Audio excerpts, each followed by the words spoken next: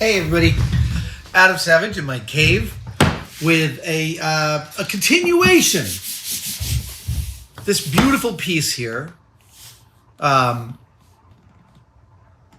this beautiful piece in front of me is another addition to my collection of Leonardo da Vinci facsimiles. These are more than just replicas. I now possess, I think, 8 separate pieces by the artist that makes these. He works for Collezioni Apocrypha.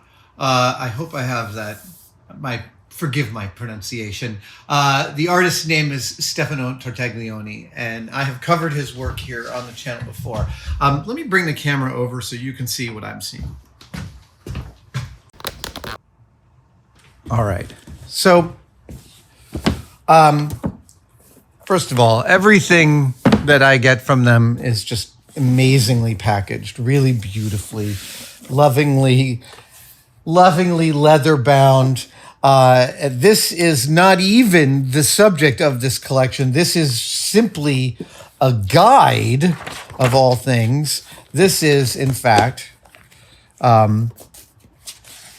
oh, right. I should say what this is. Machines of War. This is a facsimile of Da Vinci's drawings of war machines in Italian and in English, letting you know what's on each page, letting you know each page and what was being investigated and what was being talked about, up to and including descriptions of each of these pieces. It is a really amazing way to dive through Da Vinci's work, getting a little bit of a lowdown on every single page. What is that? Oh, this has been worn through. And in fact, this is where it gets really kind of amazing. You'll see when I bring out the facsimile. But again, all of the writing is so beautiful. It's so laid out so that you can understand what is going on. Oh yeah, this amazing picture. This is one of the most famous drawings in the Codex Atlanticus. Wow.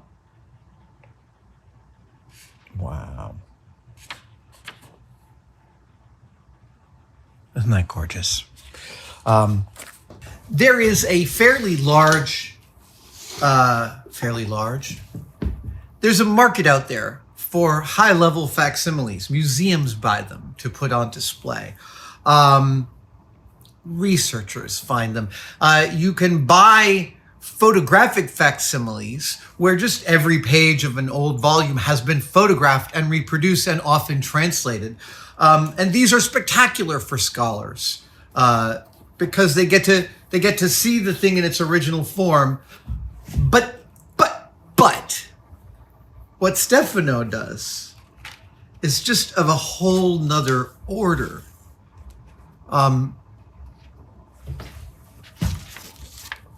This is a print, but the edge of the page has been so lovingly and carefully contoured and cut to the exact specifications of the original. It feels like you're holding the original drawing. Here is the one we were just looking at, this incredible modernist idea of a blunderbuss shooting multiple balls at once and then them exploding. Just amazing. And the one I wanted to show you is the one with a hole in it. Where was it?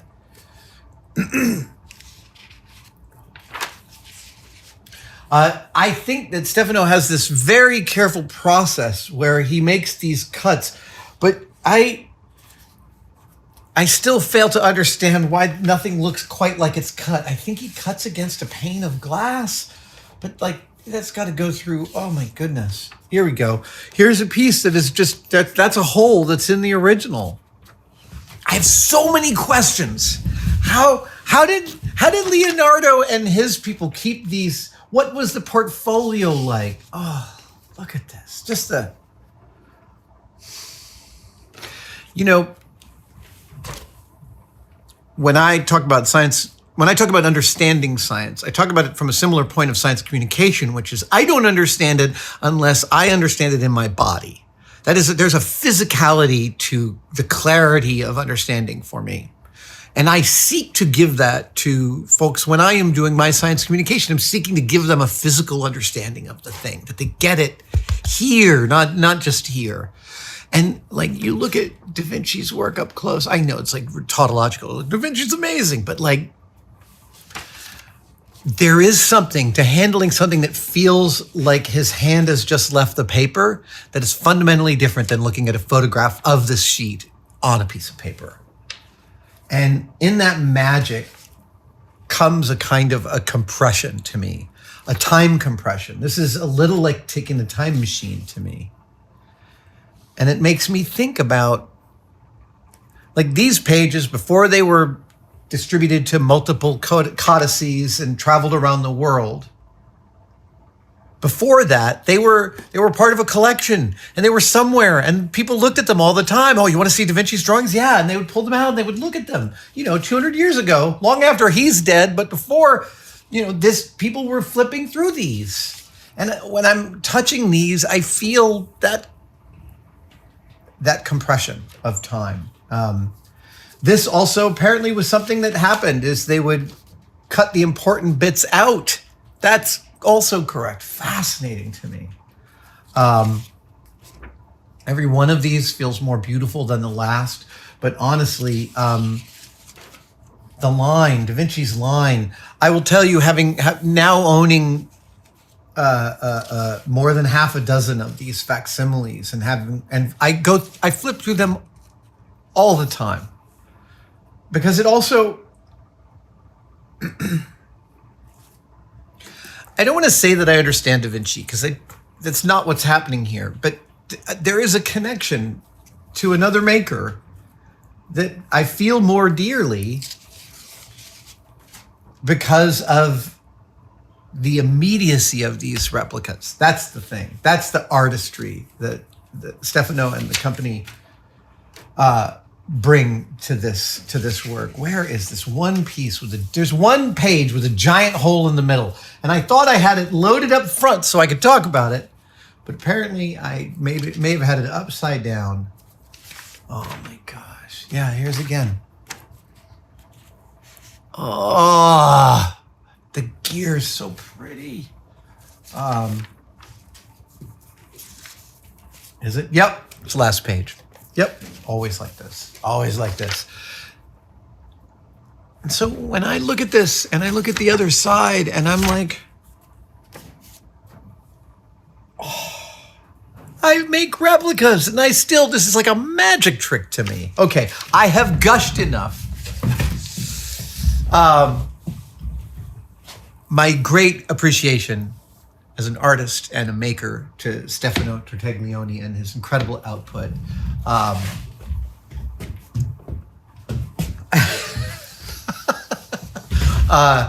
I am so delighted to add this incredible set of facsimiles to my collection. I'm starting to have to really think about how to display these in a way appropriate to their magnificence. It's almost like I want a vitrine, and when people see the vitrine, I lift the glass off and they can just grab whatever they want. That's like a deep fantasy I have, that you could go to a museum and you could use the right code word, and the docent you're talking to is like, yeah, here's this volume, go ahead and check it out.